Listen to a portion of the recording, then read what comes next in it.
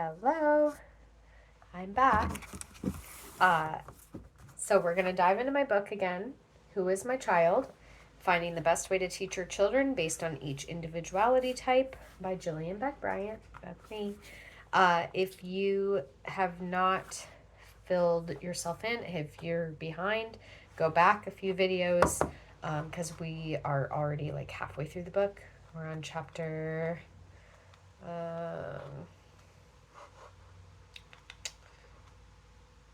we just did curriculums offered in the US and really globally. We did technology era.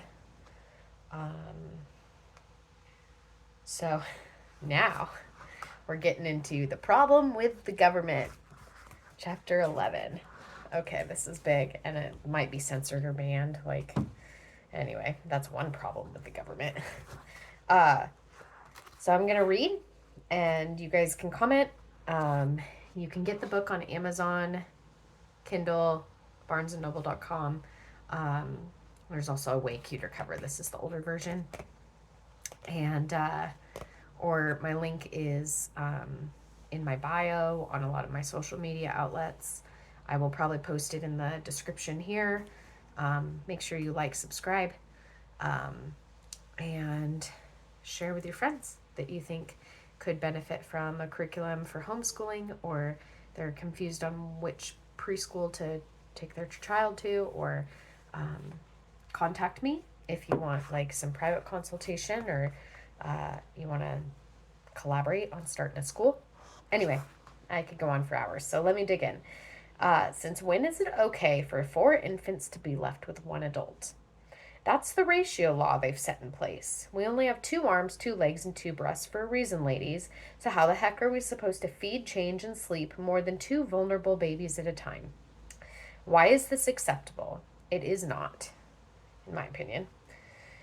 I remember trying to feed one baby while rocking another in a bouncer with my foot and another one crawling all over me. The 4th was old enough to eat at a high chair, thank goodness. This is uncalled for and must change. Same with toddlers. Most schools leave staff with at least 5 to 6 toddlers or young preschoolers by themselves, and they are expected to potty train and manage social emotional behaviors and help these children learn how to use their words instead of their hands. This is malpractice in a child care setting, if you ask me. I've seen toddlers hit, bite, throw blocks at each other's heads. Even one child was allowed free care for life because he had possible slight brain damage and the owner didn't want the parents suing. I have witnessed some pretty messed up scenarios. This is how things would run if I were in charge. 1. I would have a 1-to-2 ratio. Preferably, in a perfect world, granted funding goes to the right places, i.e. those schools that cost more than a mortgage, 1 to 3 max. And always at least 2 staff at a time, no matter how many toddlers are present, to assist in critical learning moments and for safety. What if one of them passed out because they got the jab? Okay, where's the other teacher? The kids are just left by themselves in an emergency, not knowing what to do. Anyway, don't get me started. So, there should never be less than 2 staff in a building in case of emergencies. At least 1 needs to be teacher qualified, which means they've been like background checked through the CBR, ORO, whatever. Anyway, and a director also needs to be close by, in earshot or a walkie-talkie room away. An assistant is recommended for observation, reporting, parent communication, cleaning, prepping for next day, documenting, etc. Everyone must be fully trained before just being thrown into a classroom. I cannot count how many times I've just been thrown into the fire. I.e., know how to use the bottle warmer. Know the kids. You just get thrown into a classroom and you don't even know the kids. Like, who is this teacher? Who, why should I trust her? Like, why is she changing my diaper? She doesn't even know me. Like, that is so invasive in such a vulnerable moment. Anyway, I'm going to keep reading, going off on left tangent. This is what I'm very passionate about, so it's hard for me not to do that in these videos. Naps and outside times as well. A staff member should never be alone. I've seen mandatory reporters of child abuse be the ones to verbally, emotionally, and in rare occasions, physically abuse your children. I'm not even kidding. Yes, don't worry. I did everything in my power to stop and prevent it. I have done many mandatory reports. There should be cameras in every classroom and on playground. Teachers have designated planning times if it's a preschool or are expected to be present with children at all times if it's a daycare. They should not be pressured to do all the planning or parent staff communication while children are on their watch, even while children are resting. I don't know what number I'm on. I didn't number it. These are bullet points. 1, 2, 3, 4. Okay, 5. A sub is to come in for meetings, and cleaning staff should come in at the end of day or at least every Friday to make sure teachers can get relieved and go home, not work extra trying to fulfill duties beyond signing the last child out. This is to prevent burnout and health code violations. 6. Schools that provide food for children should have a designated cook for meal prep.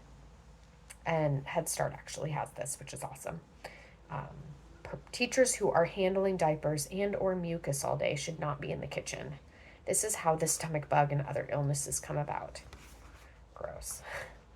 There should be audits often. And I'm not about big government at all.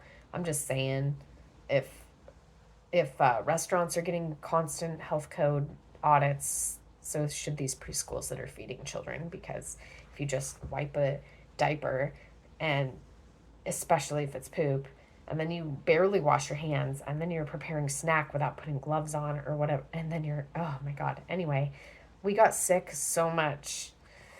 Everyone should have, I don't know, it's number 7 or something. Everyone should have their certifications up to date before even being allowed to work. I have worked before without them being up to date. So they call it like a training period, or, you're waiting for things to be processed and approved. I've even been up to date, but I had some weird, stupid someone framed me who was domestically abusive. Long story. Got something on my record, which was so bogus. But anyway, for whatever reason, I still was allowed to work with children.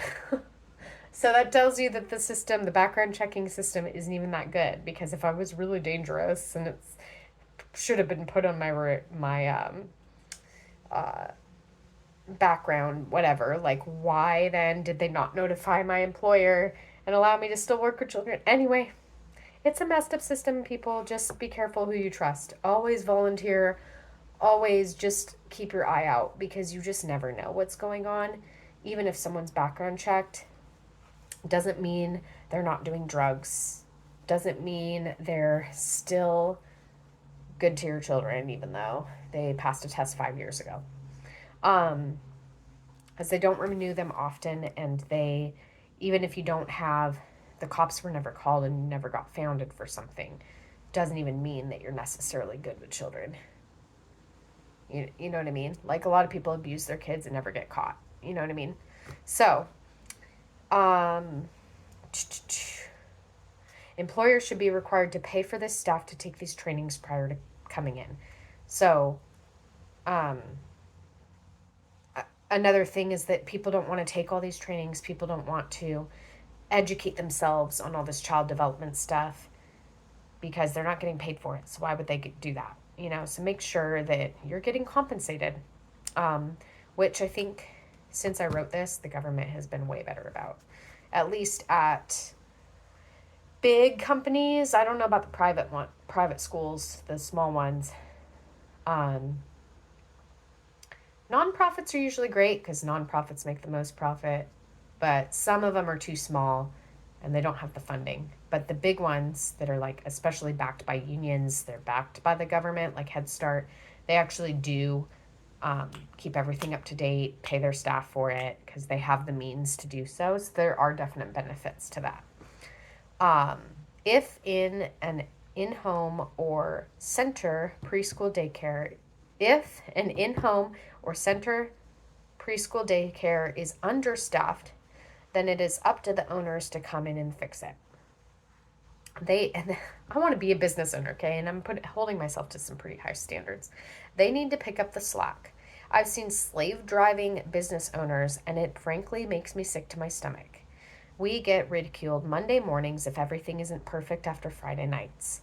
If you've ever closed a center on a Friday evening, you know how difficult it is to get everything sanitized before the weekend without going into overtime. Because, of course, they'll yell at you if you go over your hours. Okay, well, did you want the floors mopped or did you want me to cut my, go within that 40-hour range? Like, make up your mind, people. Like, I've worked with so many terrible people that are just so nitpicky, and it's like, well, make up your mind. Do you want me to stay extra? Do you want to pay me extra? Or do you want a dirty place? If you want it perfectly clean, you need to pay me to stay extra. If you don't mind it being perfect, or you want to pick up the slack on the weekends, then let me go home and you won't have to pay me. Anyway, don't get me started. That's why they need to just hire janitors. If it's in their means, just hire a maid to come in and do something. Like, even just a couple hours a week could help, Because we should be present. That's the whole point of being a teacher, is you're teaching children. You're playing with children. You're enhancing their learning. So why is cleaning the main focus? I didn't apply to be a maintenance person or a janitor or a maid. I applied to work with children. So shouldn't I be working with children? Anyway, okay, rant over. I'm going to change my name to Jill's Rants again. I'm not saying all of the above, or at least some of it, isn't the law. I'm saying it's not being strongly enforced and needs to be. So, there's my rant and rave for the day. Rant over. Let me know your thoughts. And if you want to know more nitty-gritty details and you want the honest truth, I am more than happy to share and expose all the BS. Hope you enjoyed. Sorry to burst your bubble. Bye.